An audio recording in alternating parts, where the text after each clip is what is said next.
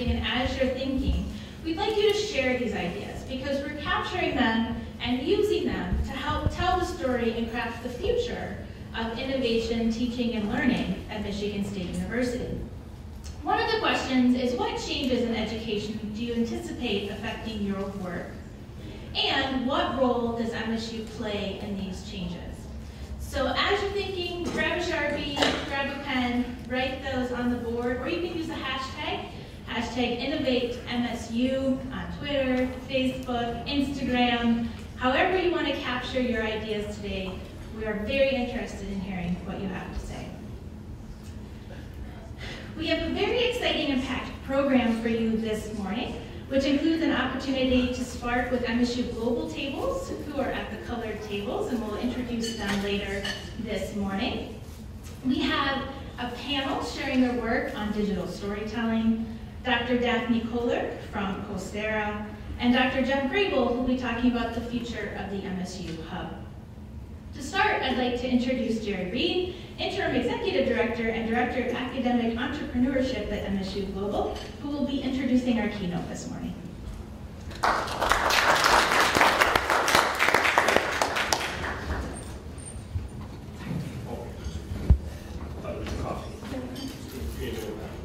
Good morning, welcome. Good morning. Happy Back to the Future Day. Happy Igniting Innovation Day. How many people feel ignited? Only a few. So I'm going to equate that to the coffee and the fact that we're just getting started. So when I ask that question later, I expect more hands to go up, just to let you know. Not to give the assessment away, but that's what we're hoping for. So first off, I wanted to say welcome.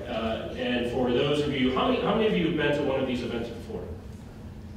So maybe about a third. So I was really excited as the registrations were coming in for the event that I'd say it's reflective of the hands in the room. We got about 2/3 new people, which is something we always strive for.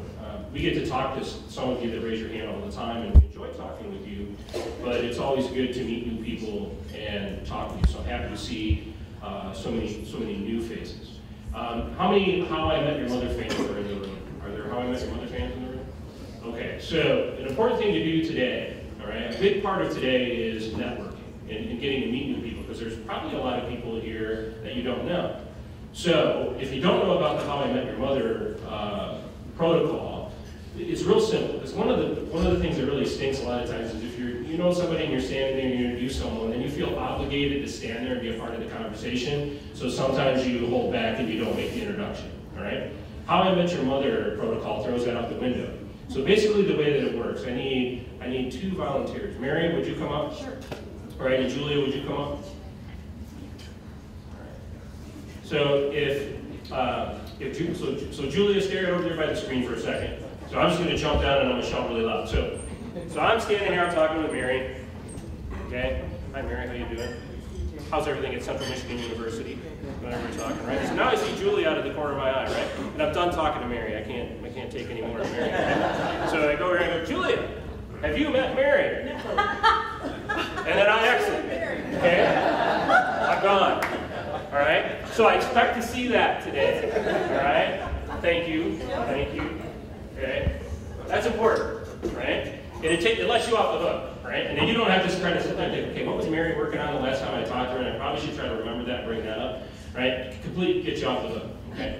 So practice that. The other piece is Mark Sullivan in the room? No. No. Right, so if you turn around directly behind our camera guy, Mark Sullivan, today you have to refer to him as Doc. Okay, because he's the closest we have to anyone that resembles Doc. So thank you, Mark, for playing that role for us today. So without further ado, we'll get the program rolling. As Lee mentioned, there's a pretty exciting agenda today. I really encourage you. This is a fun event. So if you wore a tie, Tim, take it off. And let's have fun today. Let's get to know some people. Let's learn some things. And with that, I'd like to introduce Dr. Jeff Borden, Chief Innovation Officer for St. Leo University. I've had the pleasure of hearing Jeff speak several times, and I think he will kick this event off in a way that will inspire you, will challenge you, maybe get your wheels turning, Maybe upset you a little bit too, which I think is good. Always good to kind of rock the boat a little bit. Jeff did not drive here, so you can't slash his tires. But yeah, really think you'll find what Dr. Borden has to say really interesting. So with that, I give you Dr. Jeff Borden. Thank you. Thanks so much for having me here. This is really very exciting for me. This is only my second time to Lansing. I came up here a long time ago because I actually thought I might work here. So I'm back and get to see what has changed and what has shifted a little bit since I was last here. I'm going to try to do something really hard. For 20 years, I have gone around the world talking to people about learning and about innovation. And I have taken a bunch of that information and I try to perpetuate some of those ideas and those concepts over time. I'm going to take 20 years worth of work and try to synthesize it into an hour. All right? Now, luckily, I am not only an education professor, I also work in the communication department.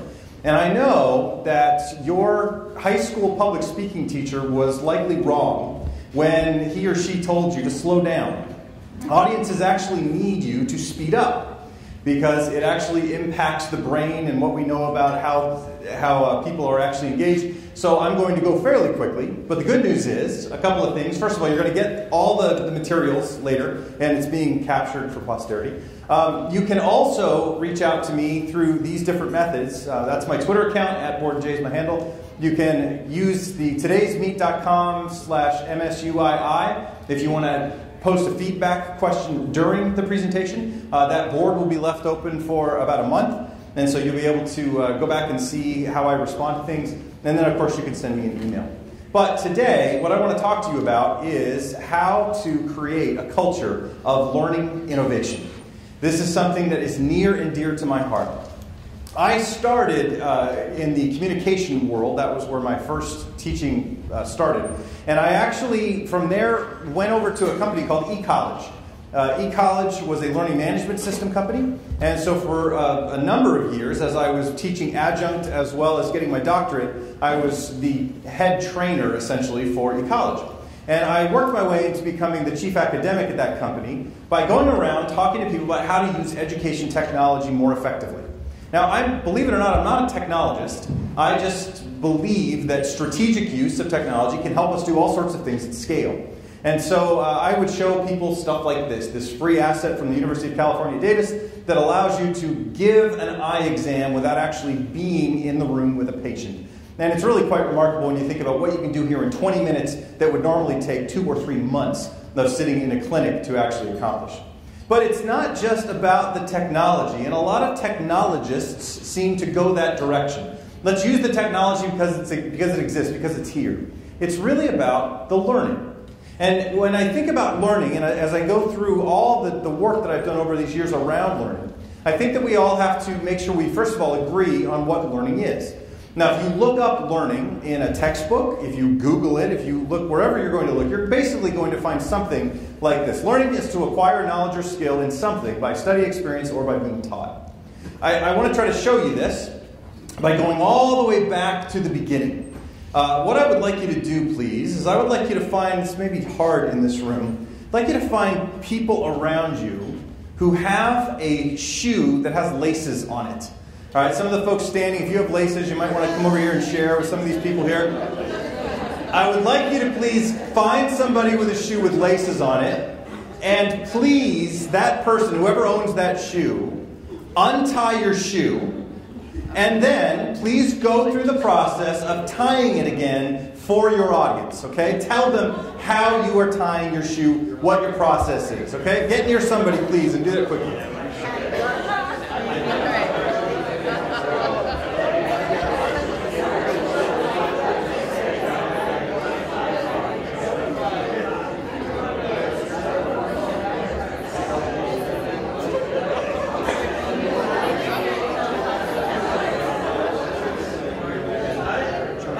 All right. Now, those of you that have the shoes with laces, I'm going to ask you to do something that's going to make you a little uncomfortable for a while. I would like you to untie it one more time and don't retie it. Don't retie it. Just untie it. Because I'm going to suggest that most of you in this room actually learned whatever you just saw. If they did it the way that about 93% of Western culture people tie their shoes, you did it incorrectly. You tied your shoe wrong. I'm actually going to let this guy explain it to you. Terry's going to tell you a little bit about what that means and what that looks like. This is from a TED Talk that was given just a few years ago.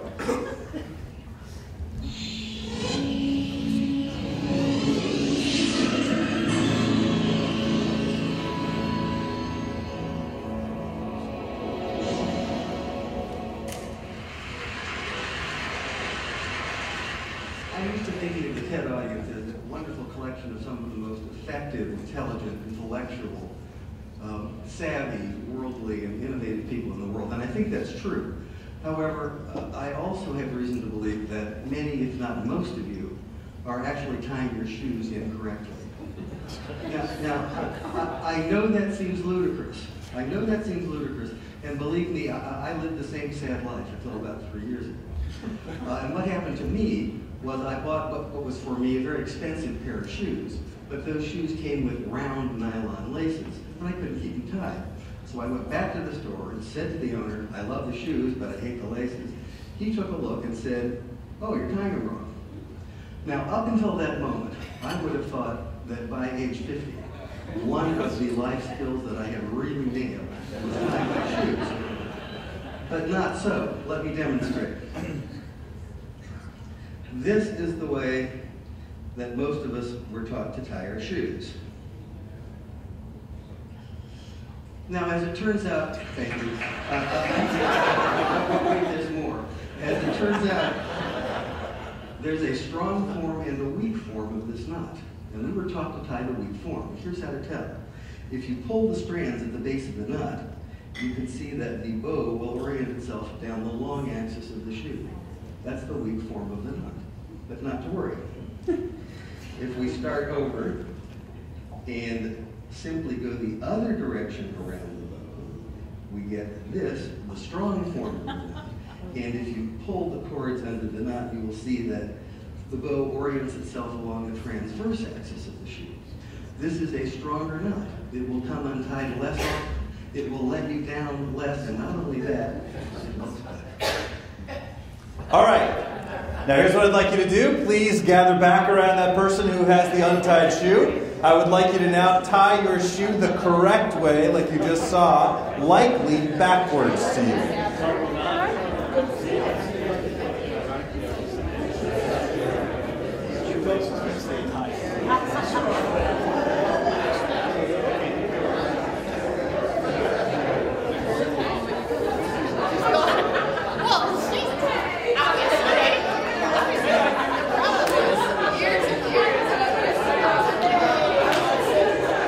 All right, for those of you that tied the shoe, how did that feel? Weird? A little uncomfortable? A little awkward? Now here's the problem. Learning is not a transaction. Learning is not simply taking a new way of doing something and replacing an old way with the new and better way. It doesn't work that way. You now have two competing methods by which to tie a shoe. And I am going to bet that almost everyone, if not everyone in this room, tomorrow if you get up and you put on a shoe that requires tying, I'll bet you tie it the way you have always tied it. Because you can probably tie it in your sleep, because it's easy, it's comfortable, you don't have to think about that new way. And that is the problem we have with learning. We give students new ways all the time, and then we wonder why they don't take it. Well, the old way is comfortable. The old way is easy. Those old neural pathways have already been developed. So as we start to think about learning, we have to really consider what learning is. Now, at the same time, I talk all the time about innovation. I am the Chief Innovation Officer, after all, at St. Louis University. I need to know a little something or two about innovation. I have some talks I give on innovation. To me, I think that this hybrid definition, which actually came from Steve Jobs as well as from Bill Gates, ironically, is a pretty decent set of tools to use around what innovation is. The juxtaposition or remixing of old and new to create a better process, product, service, or situation. as you think about that, think about what innovative things are around you. In fact, if I were to poll the audience, if research is right, over a third of you will have on a wearable of some sort of tech device that is telling you maybe how many steps you take, how many calories you ingest, how many you output, if you go up flights of stairs, if your heart rate gets up to a certain level, things like that. What's really interesting to me is that some of this innovation is actually making its way into education through online gym class.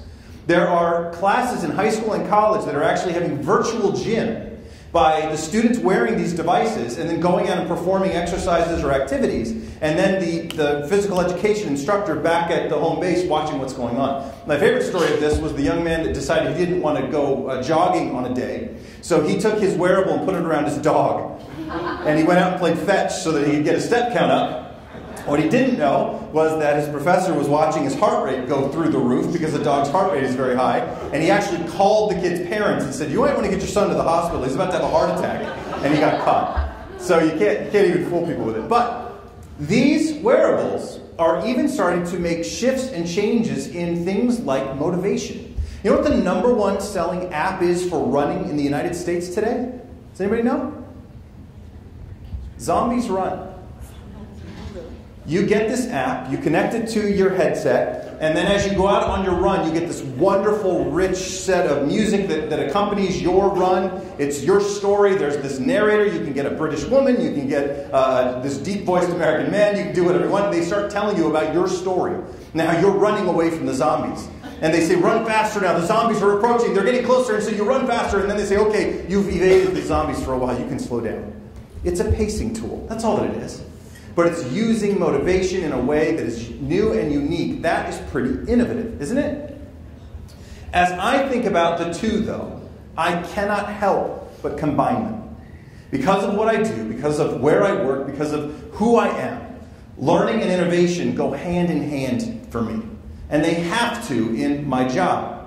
So as I think about learning innovation, if I can combine those two concepts, it really, to me, is about the remixing or juxtaposition of those old and new methods to create better ways of learning, to try to replace some of the old stuff with some of the better stuff if we can along the way.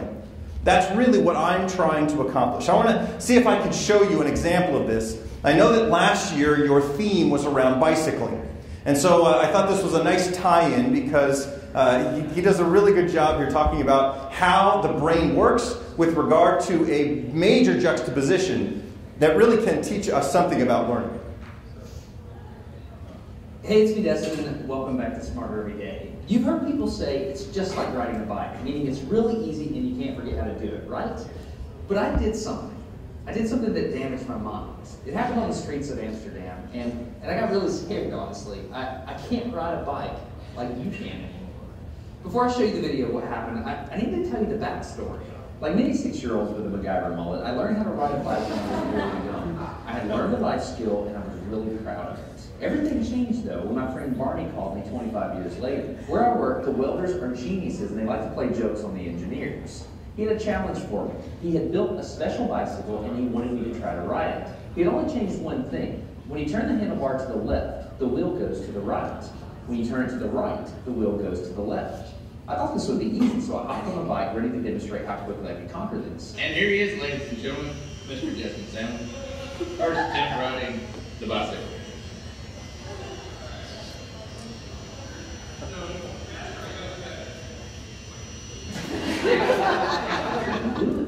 You can see that I'm laughing, but I'm actually really frustrated.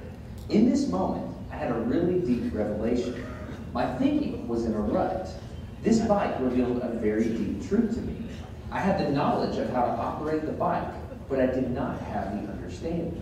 Therefore, knowledge is not understanding. Look, I know what you're probably thinking. Destin's probably just an uncoordinated engineer and can't do it. But that's not the case at all. The algorithm that's associated with riding the bike in your brain is just that complicated. Think about it. Downwards force on the pedals, leaning your whole body, pulling and pushing the handlebars, gyroscopic precession in the wheels. Every single force is part of this algorithm. And if you change any one part, it affects the entire control system. I do not make definitive statements that often, but I'm telling you right now, you cannot ride this bicycle. You might think you can, but you can't. I know this because I'm often asked to speak at universities and conferences, and I take the bike with me. It's always the same. People think they're going to try some trick, or they're just going to power through. It doesn't work. Your brain cannot handle this. For instance, this guy, I offered him $200 just to ride this bike 10 feet across the stage. Everybody thought he could do it.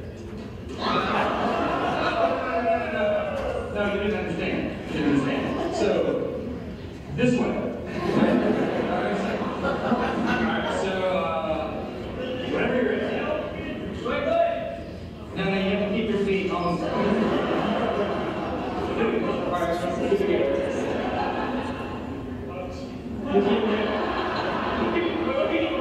Like you guys start rolling at least. And go.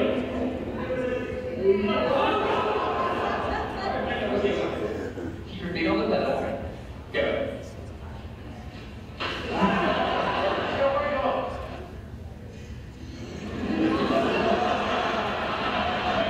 Keep your feet on the pedal. Yeah, one.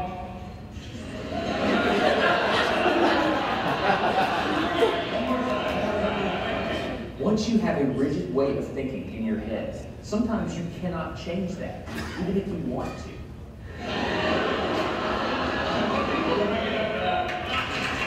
So here's what I did. It was a personal challenge. I stayed out here in this driveway and I practiced about 5 minutes every day. My neighbors made fun of me. I had many wrecks, but after 8 months, this happened.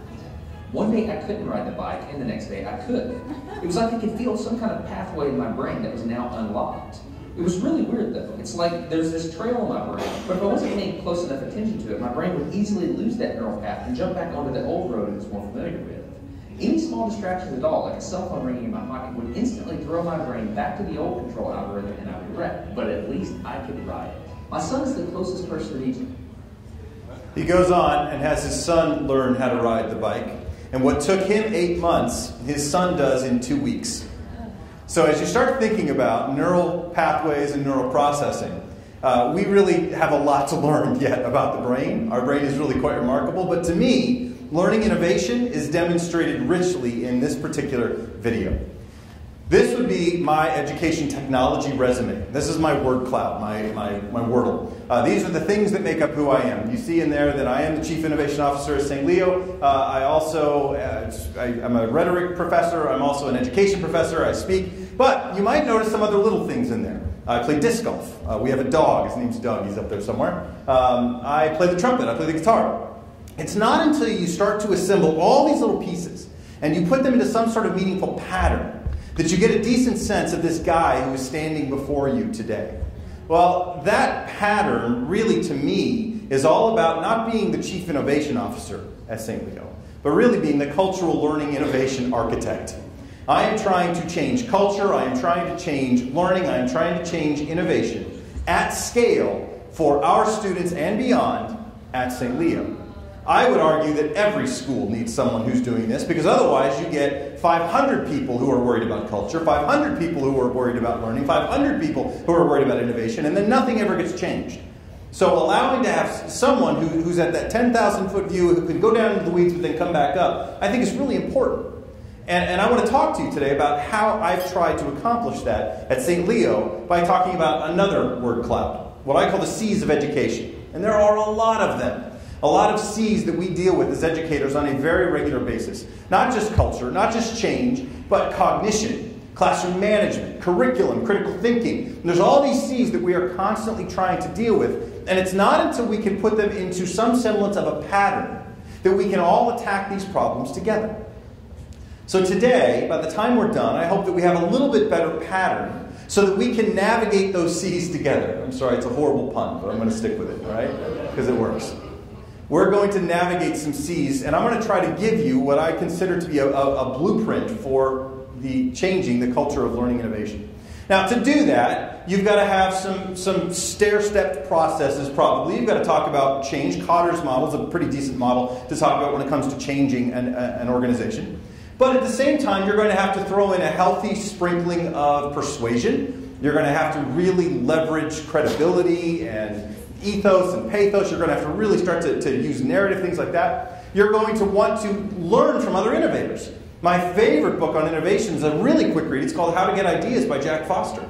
But The Innovator's DNA, The Innovator's Dilemma, watching TED Talks, these are really some wonderful places to get innovative ideas. And of course, it all has to be balanced on learning. We've got to know about how the brain takes in information, processes that information, retains that information. We've got to know about learning research, like Carol Dweck's mindset. I love Kathy and Davidson as she talks about some different things like attention blindness as well in some of her work. There's all sorts of really important work that we've got to leverage to get to what I consider to be Education 3.0, the next way of learning. This is my book that hopefully will be coming out very soon, where I talk about connected neural learning, bringing together education technology, learning research, and neuroscience together to basically set up a platform of best learning. When you put all this stuff together, I think you get to a place where you have a culture of learning innovation. So, let me try as quickly as I can to go through the things that we are trying to do at St. Leo to get there, to make this a reality, to make it happen. All right? There are 9 steps in this process that are essentially assembled or remixed from guys like Clayton Christensen, from The Innovator's DNA, from Jack Foster, from learning gurus, from different people who have experienced different things. I have taken their lists and tried to reassemble and repackage them like this to make it my own. I want to start by talking about definitions. We have to have some common ground on what the problems actually are. And a lot of this comes back to perception, and I know that. I teach perception to my students on day 1 of almost every class that I have because it's that powerful a concept. Now, we really have 2 forms of perception. We have internal perception, that stuff that we believe to be true about ourselves. And then there's external perception, the stuff that others believe about us, about our ideas, about our concepts. And when those 2 things collide, we can really have some trouble. Now, in just a minute, I'm going to try to show you an example of this. What I'd like you to do, just for a moment, think about your favorite ice cream flavor. Don't tell anybody. But if you were to have one ice cream flavor for the rest of your lives, what would it be? What would be the one best, ultimate ice cream? Think about that for a second. As you're thinking about that, I want to show you what happens when internal and external perception collide. All right? Now, at my house, it actually it ends up looking like this. Some of you may be familiar with this. I did stand-up comedy to work my way through my master's program. I used to go down every Friday, Saturday, and Sunday night to the Comedy Works in Denver, Colorado. I would do a set almost every weekend. And I actually did 2 sets on Friday, 2 sets on Saturday, 1 set on Sunday. I felt like I had a pretty good 12 minutes worked up. I could make an audience laugh for a 12-minute period of time. And so I feel like I know funny. And so there are times that I will say to my wife, "I'm so sorry, honey, I just can't turn it off." And she will look at me without missing a beat, and she'll go, "Why don't you try?" Got it. Okay, that's not funny. That's the difference between internal perception and external perception in my life. Let me show you it at work in yours.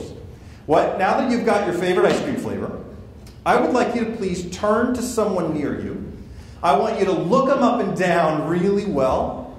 And then I want you to say to them, "I'll bet your favorite ice cream flavor is," and then tell them what you think it must be. And here's the important part. Tell them why. All right? Go ahead.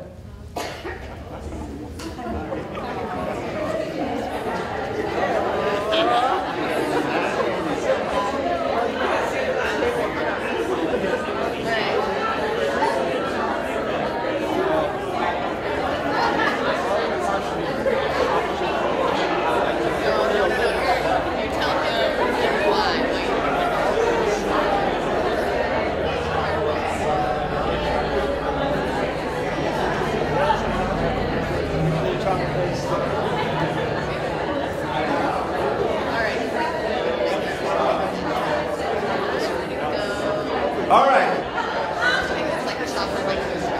I want to tell you what I just witnessed, because what I just saw was magic. All right, it was great. I've done this exercise literally in 34 countries. Okay, the places I've gone, I love this exercise. It's wonderful. I just watched you as you reacted the way that audiences always react. You did this. Most of you went like this. Now, I couldn't see what was said, but most of you reacted like this. The person said, "Your favorite ice cream flavor must be," blah, blah, blah. They said whatever they said. Most of you went, No. And then you explain whatever it was you explained. That's how most of you reacted. However, 3 people in this room that I saw had my favorite reaction. I love this reaction. A person here, and a person in the back had this. You'll know who you are as soon as I show you. They did this. The person said, your favorite ice cream flavor must be, whatever they said. And they went like this. I think they were offended. Now, I don't know what was said. Chunky monkey. Vanilla. I think people are like, what am I, plain? What does that mean? That's the difference between internal and external perception. As you start going in to figure out what a problem is, you have to keep perception in mind. Because not everybody necessarily agrees on the heart or the root of the problem or even what the problem is. I think about that with regard to education with guys like this. Mark Edmondson, he is in Virginia. He is a noted scholar. He has written all sorts of works in all kinds of places, but most notably to me, he wrote an op-ed piece in the New York Times a couple of years ago, and he basically said, look, can't we all just agree that education technology doesn't work?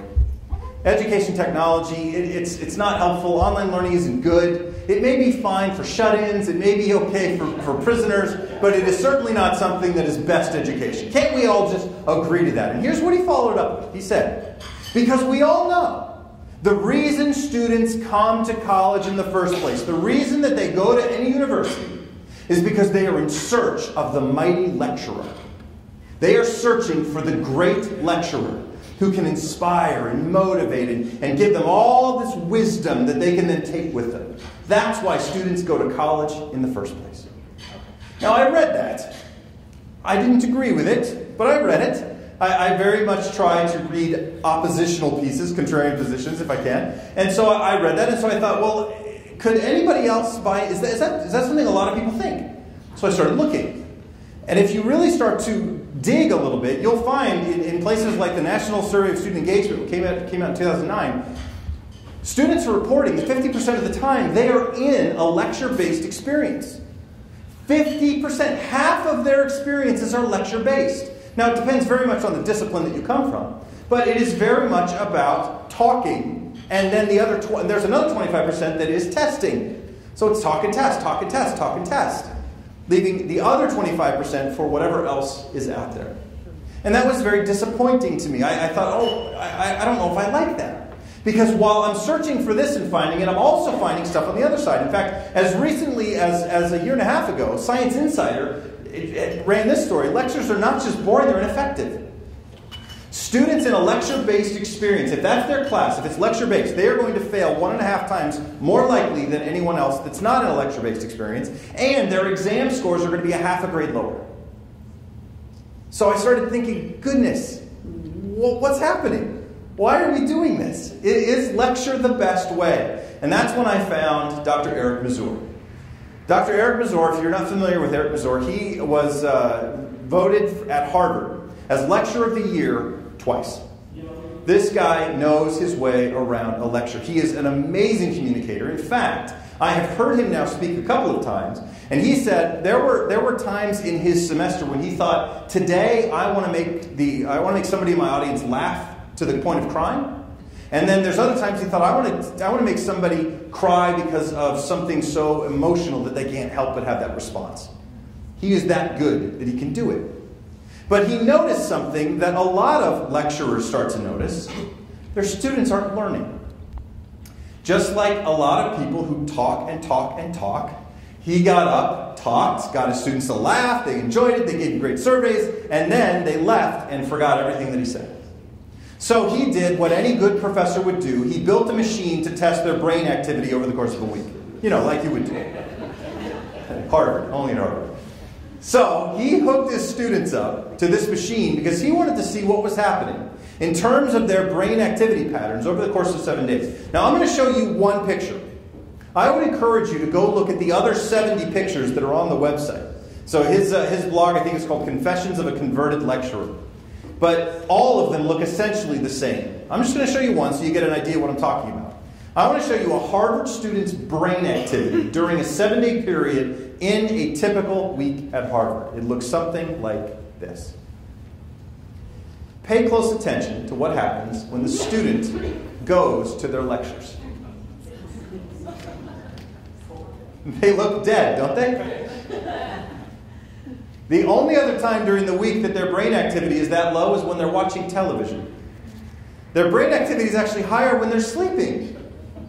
I think that the way to get the most bang for your buck out of a lecture is to sleep during the lecture. That's going to give you the best result. This suggests that we are not giving our students best learning. Now, please hear me. I understand the irony of what I am saying to you right now. All right? I get it. I am lecturing to you right now. Here's the difference. I have created this lecture over 20 years. I have taken bits and pieces and thrown them away because audiences didn't like them, and I brought in other pieces that audiences did like, and I have crafted this single message for 20 years. This is not a lecture I give one time, one semester, and then I wait another year until I give it next year for the next class. That's the difference. Lectures should be used strategically, surgically. Yes, there is an opportunity for that to happen. You should bring in guest lecturers. You should use your own that are really excellent once or twice in a semester. But that's about it if we want to deliver best learning. So when it comes to identifying the problem, we have to make sure we know what the problem is. My next recommendation is to then become very opportunistic. You know, when Cortez landed on the New World, he burned his ships. As a result, his men were quite motivated. If you read about what's going on in the world, there are a lot of burn your ships kinds of moments. Now, they don't have to be quite so negative. You can think about maybe Tianfu. Tianfu is this city in China that they are building from scratch. They said, what if we built a city based on what we know today about engineering and architecture and about how a system should work and how people can be together? And they are doing amazing things by eliminating carbon emissions and dealing with waste in different ways and all this stuff. They're going to be able to put a ton of people in a very small amount of land because of what we know to do today. So they're not building off of old infrastructure, they're creating new. That is a great moment in time, isn't it? At St. Leo, we're experiencing that right now. Our learning management system is going away. It is dying of its own accord. Not our fault. It's just going away. So we are using this moment in time to be opportunistic as we go to a new system, because we're going to interject 3 or 4 other systems at the same time. And we're using this time to say, look, there's this great survey that just came out of Purdue that talks about the Big 6. The Big 6 things that every student really needs to accomplish in order to be satisfied and prepared to move on in the world. Are we reaching those 6 things with our students? And the answer is no. We're just not. Most colleges and universities aren't. In fact, if you look at the students around the country who say, yes, I've done all 6 of these things, it's only 3%. The students who are connecting with a faculty member, the students who have a project that runs across a term, an entire term, or maybe even multiple terms. Students that have stuff that's going on with other students in terms of these kinds of projects where they come in and go out and stuff like that. They're not having that happen. So we want that to happen. This is our Tianfu moment. And then we also know that we want to run our school based on decisions made from data. Not based on our gut, not based on only our instinct, but based on what the behavioral data tells us. And so we are creating this ecosystem of that very thing. We're using this moment in time. And you will start to hear St. Leo people talking about this moment in time. And what's exciting to me, even though St. Leo is 100 years old, we have the most important moment now. And in a year, it's going to be then. And a year after that, it's going to be then. That's opportunistic. We are going to take advantage of every opportunity we can and try to exploit it. We then come to what the innovator's DNA would say is the most important distinction between leadership and innovative leadership. And that is associative thinking. Bringing in ideas from other places. In fact, Clayton Christensen says in The Innovator's Dilemma, he said, or in Disrupting Class, he says that this is one of the problems with education. We're not going to be able to fix education because the people who invented the problems are the people who are trying to fix them. And he said it can't work that way. You've got to bring in people from the outside. Well, I don't know if that's entirely true. You have to definitely look outside and figure out how some other people and other groups have done some things, and that's associative thinking. Of course, to do that, you have to know how they did it. You've got to be researching, you've got to be looking, you've got to be reading, you've got to be seeing what other industries are doing at any given point in time in order to make associations. You know, when Google was built, it was built because of an association. The guys that built Google were in school at the time, and they realized that citations were the way that professors were ranked in terms of their effectiveness. And they said, well, why don't we do that for websites? We should do the same thing for websites. Wouldn't that work? I think it did. Associative thinking is what got them there. Jack Foster answers the question, how do you get a great idea? By saying, look, get a lot of ideas. You get more and more and more ideas. One of them's bound to be great. But you've got to try over and over and over again. This is how Foster says it. Work creates work. Effort creates effort. Ideas create more ideas. You've got to build a culture that is idea-driven. I want to try this, I want to try that, I want to try this next time, I want to try that next time, and you try and you try and you try, and some of those ideas bubble up and become fantastic. The ones that don't, you have to kill, fine, but the ones that are great, you get to push on. You get a great idea by offering a lot of ideas. Now, to me, that's about a great educational theory called connectivism. And so if you've looked at Downs, and if you read some of the work that these guys have done, they're Canadian, they talk about connectivism as what they believe are sort of educational infrastructure to be in need of today. Now, connectivism essentially connects everything to everything. It connects people to people, it connects ideas to people, teachers to students, etc. Learning is really, in this concept, connecting the known to the known. I love this quote from Steve Jobs. You can only connect them looking backwards. You have to trust the dots will somehow connect in your future. You have to trust in something, your gut, your destiny, your life, your karma, whatever. It has made all the difference in my life. He's saying, look, connect the dots, connect the learning to each other, and good things will happen. Now, in terms of critical thinking, which we're all trying to get students to do, that's essentially connecting the old to the new. It's the known to what is coming, right? And now we can think critically. But if you want to innovate, as we've already talked about, I believe you have to juxtapose or remix the old and the new together, and you go beyond just critically thinking. You become innovative.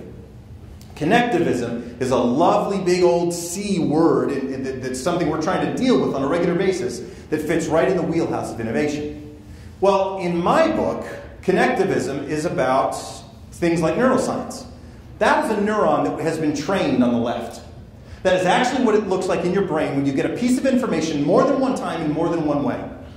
The neuron on the right is untrained. See those little tendrils coming off? They're called neurites. Notice that there are far less of them because there's not as much capability to form a neural pattern. That's a piece of information that was given to someone one time in one way.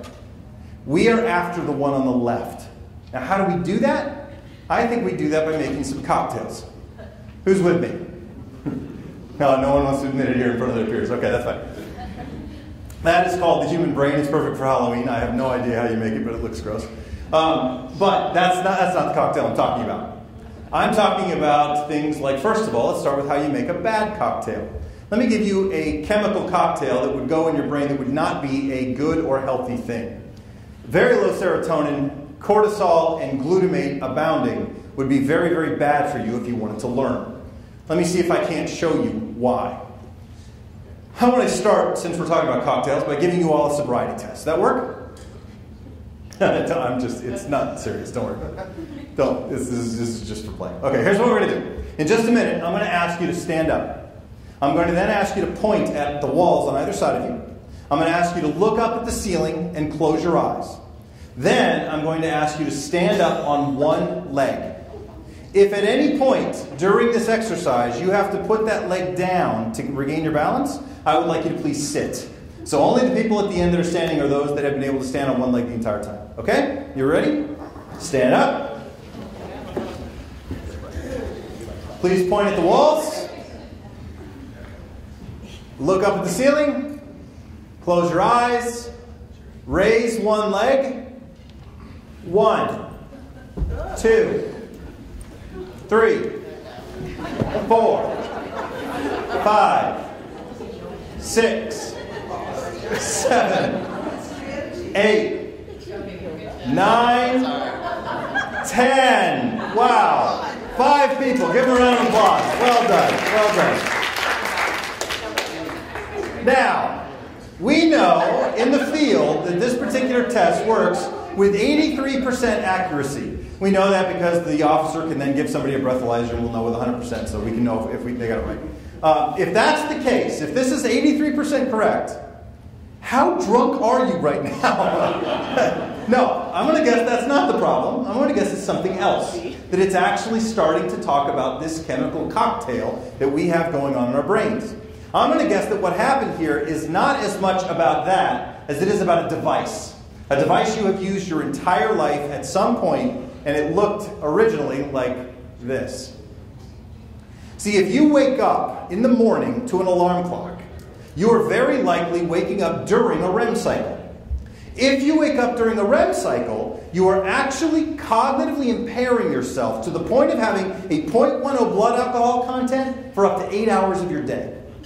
In other words, your regulation system is not regulating. Different lobes in your brain are incapable of learning for a huge chunk of your day.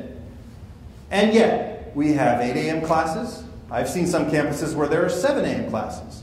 And it is the only time students can take that class. Now, if you look at student health that's coming out of the eSchool News, or some of the work done by John Medina, the brain scientist who wrote Brain Rules, researchers break people into 3 categories. About 10% of the people are what they call the larks. They wake up naturally early. They feel good in the morning. They often get up without an alarm clock. They are ready to go. That's about 10% of the population. All right? We know that their learning should actually be finished by noon. To be the most effective, they should be done before lunch. All right? At the same time, we've got the owls. This represents about 30% of the population. A much higher percentage, by the way, as you get younger and younger and younger, especially teenagers. But we know that owls who don't get up early, who don't feel good in the morning, who go to bed very, very late, they really should not start learning until 10:30 in the morning. And then you've got the rest who are somewhere in between. The researchers call them hummingbirds, and they can essentially start to learn somewhere around 9 o'clock. So when it comes to student success, are we building our infrastructure? Are we setting up our schools to allow them to be successful? Or are we setting up our schools so that they're convenient for the adults? It's really important as we start looking at the associations that we make that we get the right information along the way. Now, that bad cocktail can move from there. That's about serotonin. What we just talked about is really high levels or low levels of serotonin.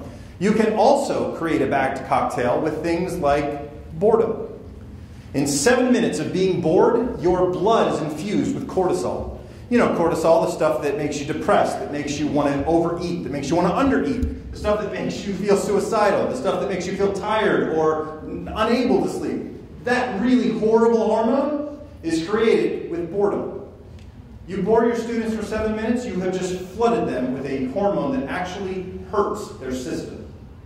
At the same time, stress can cause an overabundance of glutamate or GABA. Now, glutamate is interesting because it actually kills neurons. It actually kills the things that you use to learn.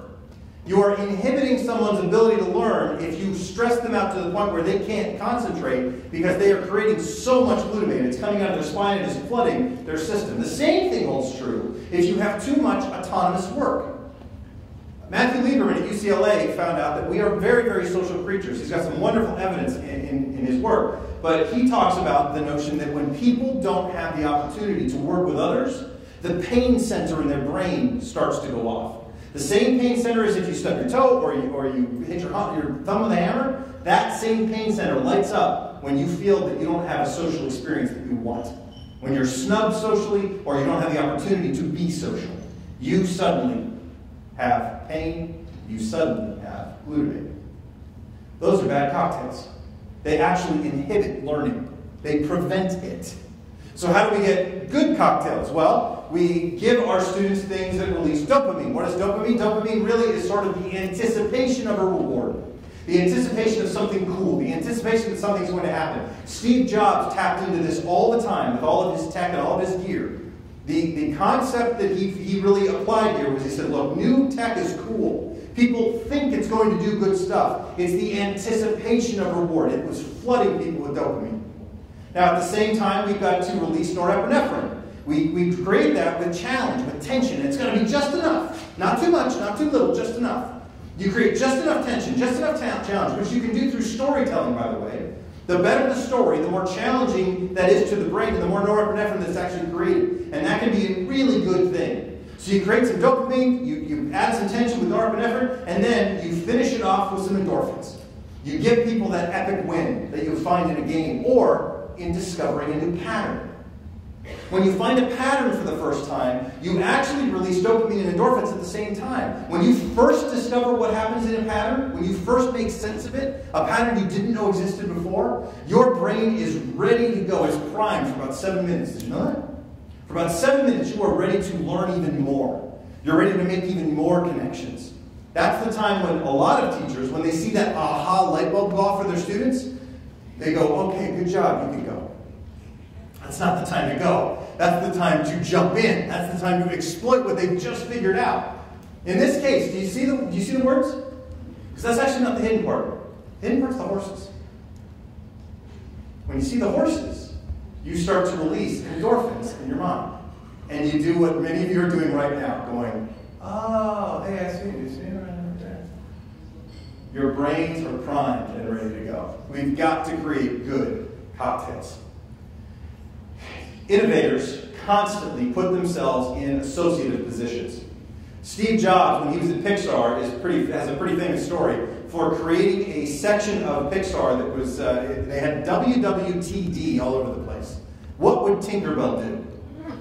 And they used to use that as their frame of reference to make changes to Pixar movies as they started to deliver, and you've seen what Pixar's done. So my question to you is, what would you do if you were in the shoes of one of these organizations? Or any other organization that you want? How would they handle your problem? How would AT&T deal with your retention issue? How would Apple deal with your student success problems? How would the BBC handle engagement? How would they do it? Put yourself literally in their shoes. There are companies that spend entire days just doing this exercise. There's a very famous story in the Innovator's DNA where they actually have boxes of uniforms and hats, and they bring them into the room where all the employees are. There's 200 employees, and they basically, they reach in, they take out a hat, they put it on, they say, here's a problem we all have. Please solve that problem based on the company logo that you're now sporting. They spend an entire day on that exercise. And they said some of the most innovative, creative, and effective solutions they've ever had have come out of those meetings. How would these guys deal with your problems? It's an important question. Let me give you one as an example. Can we measure engagement? Now, I've heard instructors in my time say, no, we can't measure engagement. It's too internal, too much going on, and so there's no way to do it. But you know who believes you can? Almost every company I just showed you a minute ago. They believe you can measure engagement. So here's what I'd like to ask you to do. Pick one of these companies and tell the person next to you, just in a quick brainstorming synthesization, how might one of these companies answer the question, can we measure engagement? And then how would they try to do it? All right, very, very quickly. Really quick brainstorming session. Go.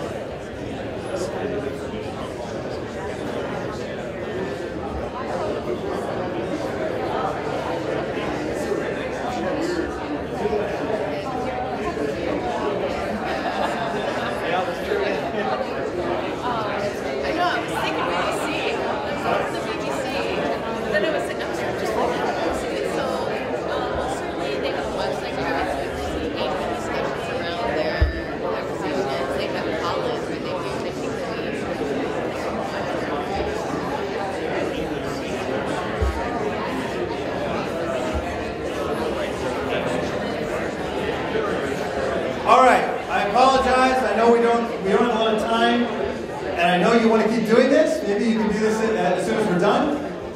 This is a powerful, powerful session.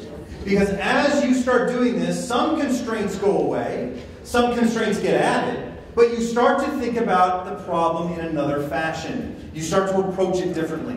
Let me tell you how we're doing it at St. Leo. We are asking, can we measure engagement? And we're going to start using the Connect.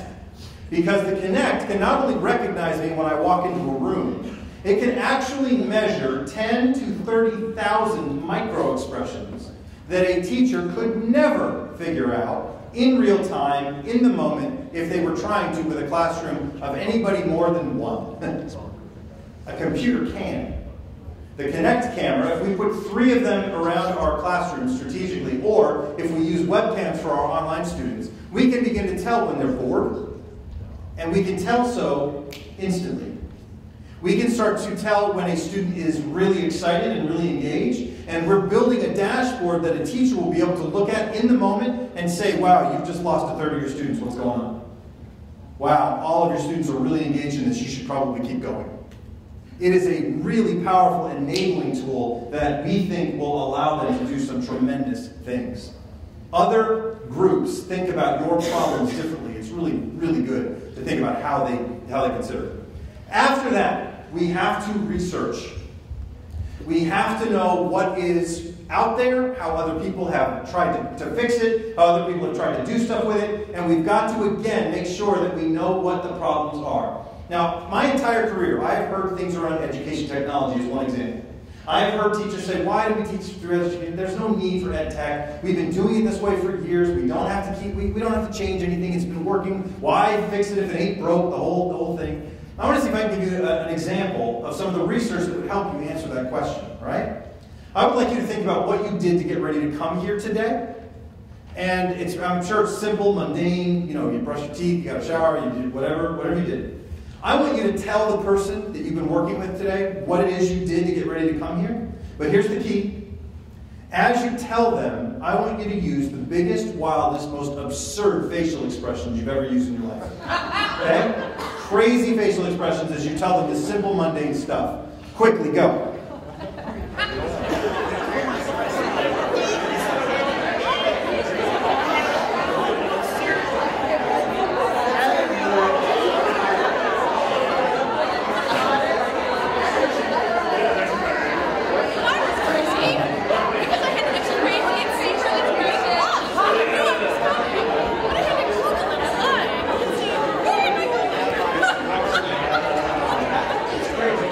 All right, good.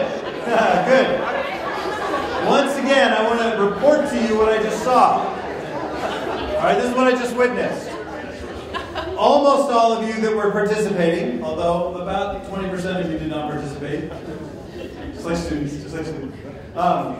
you engaged in something that we have known and talked about for years in education. I have taught this for years in my own classes. You engaged in a nonverbal component of kinesics called mirroring. You actually mirrored back to the person micro-expressions of what they were giving you. So if you want to see this happen at home, you can go home today, and whoever's there, kids, spouse, friend, whatever, find somebody and say, we had this guy who was talking about this crazy stuff. And as you do that, if they're really there listening to you, they will do this. They will go. They won't even know they're doing it. All right, now that's a wonderful, wonderful thing. Mirroring is really powerful because in an interview, it suggests that the person who's interviewing you, if they're mirroring back to you facial expressions, that's a good sign. That shows you're connecting with them. If they're not doing it, you should try to get them to do it. In a public speaking situation, same thing. If the audience is mirroring back to you, that's a really good sign that shows that good things are happening. Here's the problem. In 2007, the New York Times reported the majority of workplace communication is no longer face-to-face. And in 2009, the Wall Street Journal said, more and more companies are asking, have you taken an online class? Because our employees communicate in a way that is different than face-to-face here in our company. They want people and students who are comfortable with technology. Putting technology into the curriculum isn't a this or that. It is something that we should do because that's where our students are going to go and live. We have to prepare them. So as we start searching, we've got to search effectively. Now, I know what that means. Back when I grew up, was going to school, this was searching, right? Searching meant a book, the Eric, the card catalog, you know, the Dewey Decimal System. I remember learning that. So this was searching. Well, all of that changed in 1999 when Google was created, and Google became instantly a place to go and search everything, but of course, you get back way too much information. So I like to take a page out of the book of today's learners